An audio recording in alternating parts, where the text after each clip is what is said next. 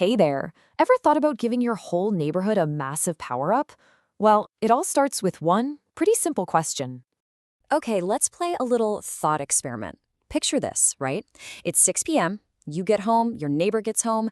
In fact, everyone on your block gets home and plugs in their brand new electric car.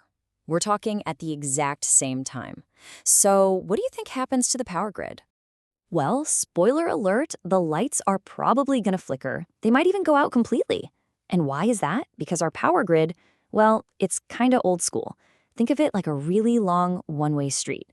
You've got these huge power plants way out there, just pushing electricity down hundreds of miles of wire to get to your house.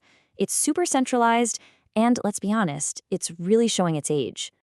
And now, on top of all that, we're throwing a brand new challenge into the mix. A really great challenge, actually, the sun. I mean, solar power is fantastic, right? But for an old system that was built for steady, consistent power, all that sunshine, it actually creates some pretty major headaches. Yeah, check this out. Energy experts called this the duck curve. See that huge dip in the middle? That's the middle of the day, when all the solar panels are just cranking out tons and tons of power. A lot of times, it's way more than we actually need.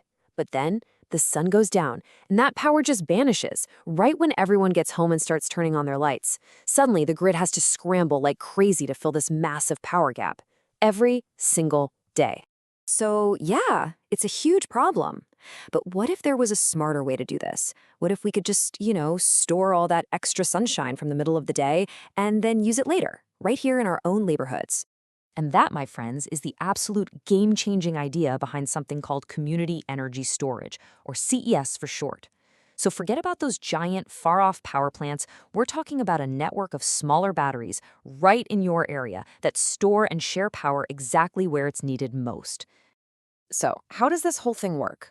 Well, the easiest way to think about it is like a network of energy convenience stores on every corner. You've got these individual battery units, and each one serves just a handful of houses.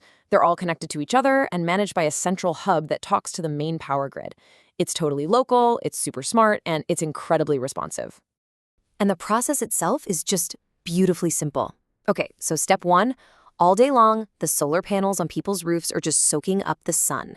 Step two, any of that extra juice you're not using right away, instead of getting lost, it gets stored in that local community battery. And then step three, when the sun goes down and you need that power, the battery just releases it right back to you and your neighbors. Simple as that. Okay, cool. So what does this actually do for you, like in the real world? For starters, it gives you backup power when there's an outage. It makes sure every single drop of energy from your rooftop solar gets stored.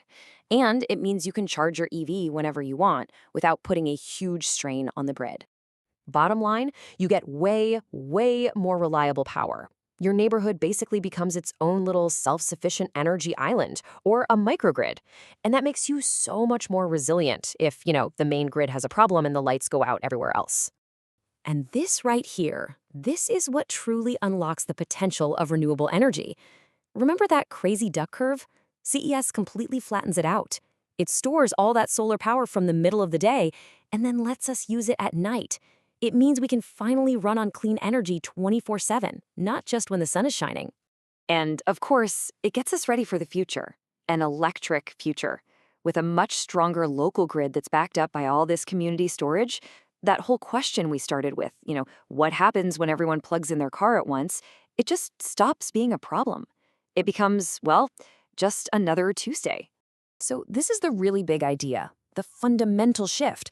We're moving away from that old, kind of dumb one-way system, and we're moving towards a smart two-way grid, one where energy is generated, stored, and used right here, where we all live. Look, if you remember just one thing from this entire explainer, make it this. The future of our power isn't just about being cleaner, it's about being closer. Power is going local. And that, in a nutshell, is community energy storage. Super cool, right? If you want to keep learning about where our energy is headed, do me a favor and hit that subscribe button for Energy Simply Explained. Thanks so much for watching.